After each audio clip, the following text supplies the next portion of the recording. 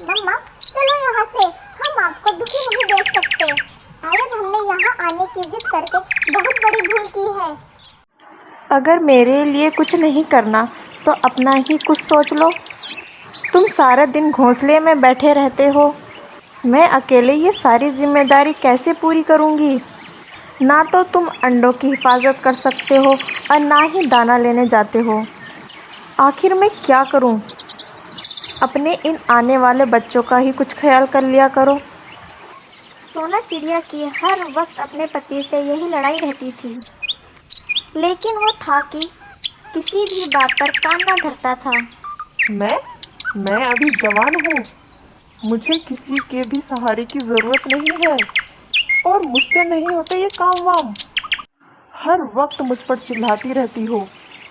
देखना, एक दिन तुम इस दिन को पछताओगे।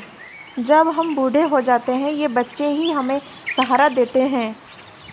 तुम्हारी ही वजह से पहले एक चील मेरे 2 अंडों को खा गई थी, लेकिन इस दफ़ा मैं सिर्फ दाना लेने अपने लिए ही जाऊंगी। तुम्हें अपनी व्यवस्था खुद से ही करनी होगी। मैं अपना सारा समय अपने अंडों की हिफाजत में लगाऊंगी। सोना चिड़िया सारा दिन दाने की तलाश भी करती, अपने अंडों की हिफाजत भी करती, लेकिन इसका पति इसकी थोड़ी भी मदद ना करता। समय करीब आ गया है। मुझे लग रहा है थोड़े ही दिन में हमारे बच्चे अंडों से निकल आएंगे। अब इन्हें गरमाइश की ज़्यादा ज़रूरत है। तुम मेरी बात मान लो।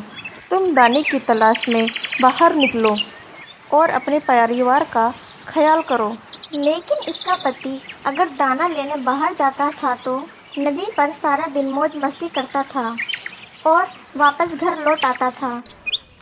मेरे लिए लाई हो कुछ?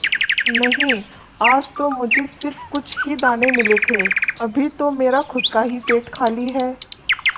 सोना बहुत से अंडों पर बैठी हुई थी और इस इंतजार में थी कि इसका पति इसके लिए कुछ ना कुछ लाएगा, लेकिन वो खाली हाथ लौट आया। मुझे कुछ करना होगा। मुझे अपने बच्चों के लिए खुद को जिंदा रखना होगा। बेचारी सोना भूख से मर रही थी, लेकिन घोंसले में खाने को कुछ भी नहीं था। अगर मैं भूख से मर गई तो मेरे इन बच्चों का क्या होगा? क्यों ना कौवे भैया से मदद मांगूं? और वो पास ही कौवे के घोंसले की तरफ जाती है। कौवे भैया, आपको तो पता है मेरा पति सारा दिन कोई काम नहीं करता। अब मेरे अंडों से बच्चे निकलने ही वाले हैं और मैं बाहर नहीं जा सकती। अपने इन अंडों को छोड़कर मैं तुम्हारी विनती करती हूँ, सिर्फ कुछ दिन मेरे लिए भी कुछ दाने ले आया करो। अगर ज़िंदगी रही तो आपके इस एहसान का बदला चुका दूंगी। तुम परेशान मत हो, हमें जो भी थोड़ा बहुत दाना मिला करेगा आपके घोंसले में ही आपको दिया करूँगा। अभी तुम कुछ दाने ले जाओ और कुछ खा लो। धन्यवाद, आपने मेरी मदद की। और सोना चिड़िया कुछ दाने लेकर अपने घोंसले में आ जाती है। कहाँ गई थी और ये दाने कहाँ से लाई हो? मुझे भी दो, मुझे भी बहुत भूख लगी है। शर्म करो, मुझे अपने बच्चों के लिए जीना है। क्या तुम मुझे मारना चाहते हो भूख से? लेकिन सोना ने एक ही दाना खाया था, बाकी के दाने उसका पति उसे छीन कर खा लेता है। ये घोंसला मेरा है, अगर तुम्हें दाने खाने हैं तो पहले मुझे देना होगा और जो बाद में बचा वो तुम खाओगी, वरना खाओ अपने अंडों को और निकलो यहाँ से। शर्म नहीं आती तुम्हें ऐसा कहते हुए? तुम बाप हो इन बच्चों के। तुम देख लेना, समय आएगा जब तुम्हारे पंखों में ताकत नहीं होगी और तुम अपनी ये बातें याद करोगे। ज्यादा भाषण मत दो, जब समय आएगा तो देख लेंगे। और ऐसे दिन और रात गुजरते गए। कौवा अपनी पड़ोसन सोना को शाम के वक्त थोड़े से दाने दे जाता, जिसमें से ज़्यादा तो इसका पति खा लेता था। जो बचता वो सोना चिड़िया खाकर अपना गुजारा कर लेती थी। आखिर वो दिन आ ही गया जब सोना के अंडों से 2 छोटे छोटे बच्चे निकल आते हैं। मेरे बच्चे अंडों से निकल आए, कितने प्यारे हैं, मेरे बच्चे कितने प्यारे हैं। सोना चिड़िया बहुत खुश थी, लेकिन शाम को ही इसके पति ने इससे लड़ाई शुरू कर दी। मुझे भूख लगी है, मुझे नहीं पता दाना कहाँ से मिलता है। तुम जाओ और मेरे लिए कुछ खाने को लाओ। मेरे बच्चों का आज पहला दिन है, मैं कैसे इन्हें छोड़कर जा सकती हूँ। अगर तुम ये नहीं कर सकती तो चलो निकलो मेरे घोंसले से। मुझ पर दया करो और अपने इन बच्चों की तरफ तो देखो। हम ऐसी रात में कहाँ जाएंगे। मुझे नहीं पता, तुम बस निकलो यहाँ से, मेरा ये आखिरी फैसला है। और इसका पति रात के समय इसको अपने घोंसले से निकाल देता है। सोना बेचारी अपनी चोंच में अपने छोटे छोटे बच्चे लिए अपनी मंजिल की तरफ चल देती है, जिसका इसे कुछ पता नहीं होता। चलते चलते वो काफ़ी दूर निकल जाती है। फिर उसे अचानक से एक पेड़ पर एक खाली घोंसला दिखता है। शायद इसे कोई पक्षी छोड़कर चला गया है, क्यों ना मैं अपना यहीं घर बना लूँ।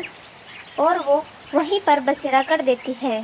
सोना बहुत मेहनत से अपने बच्चों के लिए दाना लाती और बाकी समय अपने बच्चों की हिफाजत में लगाती। ऐसे ही समय गुजरता गया। उसके बच्चे बड़े हो गए। मम्मा, आप कितना काम करती हो हमारे लिए। आज से हम भी आपके साथ जाया करेंगे आपकी मदद के लिए। क्यों नहीं बेटा, जब बच्चे बड़े हो जाते हैं वो माँ बाप का सहयोग बनते हैं। लेकिन मम्मा, हमारा बाप कहाँ है। बस बेटा, तुम्हें क्या पता कि कैसे उसने उस रात मुझे घर से निकाल दिया था, जब सिर्फ तुम 2 दिन के थे। तो प्लीज़ मम्मा, हमें एक बार दिखा लाओ जहाँ हम पैदा हुए थे। अगर तुम जिद करते हो तो आज हम उसी तरफ चलते हैं। और फिर सोना चिड़िया पुराने घर की तरफ चल देती है। जल्द ही वो पहुंच जाते हैं। वो सामने देखो, वो उस घोंसले में तुम पैदा हुए थे।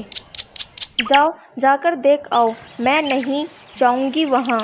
जब दोनों बच्चे उस घोंसले में जाते हैं तो किसी बीमार पक्षी को देखकर डर जाते हैं।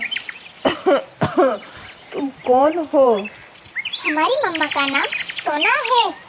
ओ, तुम सोना के बच्चे हो। हाँ, हम आए थे अपना वो घोंसला देखने, जहाँ हम पैदा हुए थे। तुम कौन हो। क्या तुम अपनी मम्मा को बुला सकते हो।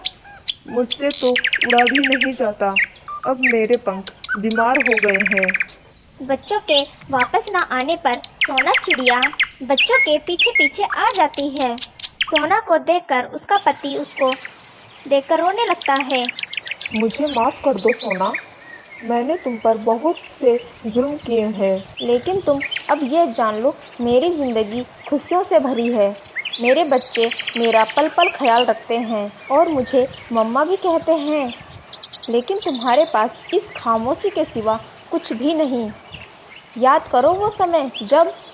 बस करो सोना, बस करो, मुझे सब याद है, बस मुझे माफ़ कर दो। नहीं, मैं नहीं भूल सकती उस रात को, जब तुमने मुझे उस रात मेरे मासूम बच्चों के साथ मुझे इस घर से बाहर निकाला था। वो तो मेरी कोई नेकी थी जो मेरे काम आ गई, वरना मैं अपने मासूम बच्चों के साथ मैं भी मर जाती। याद करो वो समय जब मैंने तुम्हारी विनती की थी, लेकिन तुम्हें मुझ पर और मेरे मासूम बच्चों पर कोई दया नहीं आई। अब मैं तुम्हें कैसे माफ़ कर दूं? हाँ, मैं तुम्हें माफ़ कर भी दूं, पर मेरे बच्चे तुम्हें कभी भी माफ़ नहीं करेंगे, जिन्होंने अपना बचपन अपने बाप के बगैर गुजारा। मम्मा, चलो यहाँ से, हम आपको दुखी नहीं देख सकते। शायद हमने यहाँ आने की जिद करके बहुत बड़ी भूल की है। आप प्लीज़ हमें माफ़ कर दीजिए। हमारी वजह से आपके पुराने दुख ताज़ा हो गए। हम यहाँ फिर कभी नहीं आएंगे।